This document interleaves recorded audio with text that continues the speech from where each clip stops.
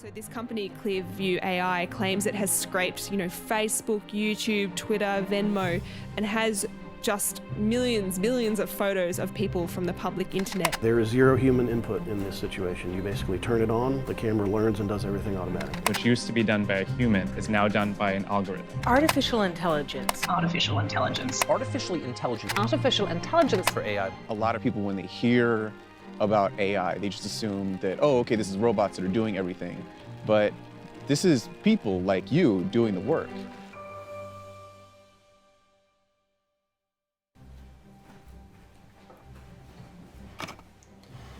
Since the 1950s, scientists have been working on artificial intelligence.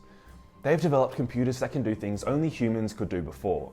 In recent years, artificial intelligence has made some incredible strides forward, and its potential implications are both fascinating and terrifying. AI is one of the most powerful tools we have for understanding and improving the world we live in.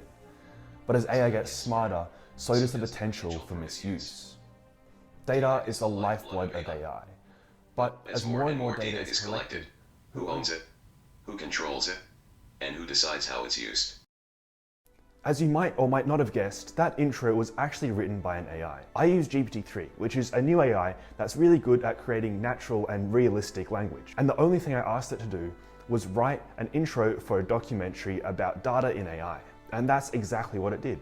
People seem to think AI is this far-off thing in the future, but in reality, it's already here in our day-to-day lives. Imagine you want to get some food, so you unlock your phone with Face ID. Then you use Google Maps to find the fastest way to your closest Macca's. And whilst you're driving there, you see a Tesla driving itself. And then whilst you're sitting down to eat, you open up TikTok and scroll through your endless personalized feed of content. AI is already here, not this far off thing in the future. But it's also not this grand intelligence. It's not going to take over the world, and it's certainly not going to enslave hundreds and thousands of people and workers. Or is it? See, in order to make all this AI even possible, you need lots and lots of data. So to discover more, I called Natalie Sheen, a lawyer and researcher working with discrimination in algorithmic decision systems.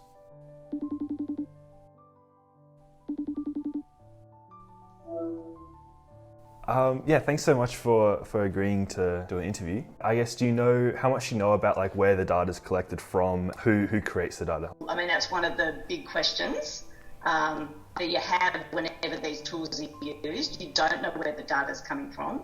You don't know how representative it is, how accurate it is. Has it been ethically collected? With the people who you're interested in, do they have a fair workplace? And also, what are the kind of taxonomies, I guess, that they bring to it as well? Like, is it being labelled? Because there has been, in the media, say, or some academic scholars have pointed to the fact that the way data is labelled obviously has a very big impact on how systems work. And in the past, there wasn't proper taxonomies or kind of oversight of how people had been labelling data, and then that went through into the system and how it operated and could lead to biased or discriminatory outcomes. What policies could be used to help reduce those factors? So my research really takes the perspective that, look, ethics are well and good, but we need to move beyond ethics and we need to actually regulate in whatever way. And particularly when it comes to discrimination, I think we need to make sure that our legal framework is up to the task of dealing with new forms of discrimination, like those that arise from, algorithmic or AI systems. So lawyers talk about hard law, which is the actual letter of the law, the legislation, and then also soft law, so guidelines or those kind of things as well. So I think we need both of those. Okay, as Natalie hinted to there, if we improve the conditions of the people working to label data, the data itself will improve, and better data leads to less bias.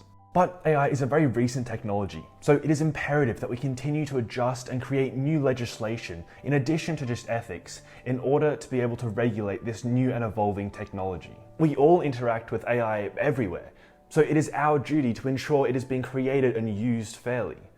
The same as supporting local business or reducing waste, the next time you use artificial intelligence, ask yourself, is this being ethically sourced? And what forms of bias might this be instilled with? What kind of world do you want to live in?